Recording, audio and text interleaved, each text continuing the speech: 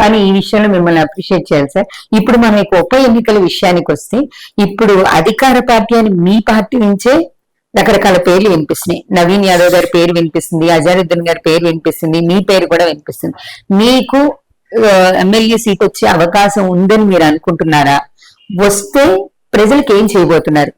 Definite గా, ఎందుకంటే కాంగ్రెస్ పార్టీలో ఏదైనా సాధ్యమే. చాలా మంది అంటే కాంగ్రెస్ ఈవెన్ కార్పొరేటర్లకు కానీ వాళ్ళకు కూడా సీట్ ఇచ్చి గెలిపించుకున్న ఘనత ఈ కాంగ్రెస్ పార్టీకి ఉంది. చాలా మంది సామాన్యులను ఎమ్మెల్యేలుగా ఎంపీలుగా చేసిన ఘన చరిత్ర ఈ కాంగ్రెస్ పార్టీకి ఉంది. కాబట్టి డెఫినెట్ గా నేను ఒక కార్పొరేటర్ ఉన్నా, లోకల్ ఒక డివిజన్ ప్రాతినిధ్యం వహిస్తున్నా కాబట్టి డెఫినెట్ గా నాకు కూడా అవకాశం ఉండొచ్చు. అదేవిధంగా మీరన్న ఇద్దరు వ్యక్తులకు కూడా ఉండొచ్చు. కాబట్టి ఫైనల్ గా ఎవరికి అధిష్టానం నిర్ణయం ప్రకారం ఎవరికి ఇచ్చినా కూడా మేము పనిచేయడానికి సిద్ధంగా ఉన్నాం. మా అల్టిమేట్ గోల్ ఒకటే, కాంగ్రెస్ పార్టీని జూబ్లీహిల్స్ నియోజకవర్గంలో గెలిపించుకోవాలనే ఉద్దేశంతో ముందుకెళ్తాం. అంటే సార్, ఇప్పుడు మీకు కాకుండా మిగతా ఇద్దరు వ్యక్తుల్లో ఎవరికి ఇచ్చినా కూడా సీఎం రెడ్డి గారు పూర్తి మద్దతు వాళ్ళకు ప్రకటించి వాళ్ళ కోసం పనిచేస్తారా? డెఫినెట్ గా 100% చేస్తాం. మా లక్ష్యం, అంతిమ గోల్ ఈ జూబ్లీహిల్స్ నియోజకవర్గంలో కాంగ్రెస్ పార్టీని గెలిపించుకోవాలి. కాంగ్రెస్ పార్టీ జెండా ఎగిరేసే గౌరవ ముఖ్యమంత్రి వారికి ఒక గిఫ్ట్ గా ఇవ్వాలి. ఎందుకంటే రానున్న రోజుల్లో ఇంకా చాలా అవకాశాలు ఉన్నాయి ఇక్కడ పార్టీలో. సో డెఫినెట్ గా పార్టీ అంతిమ లక్ష్యం, అంతిమ విజయం కోసం పాటుపడతాం తప్ప ఏదో అంటే వ్యక్తి ప్రయోజనం ఇంపార్టెంట్ కాదు ఇక్కడ.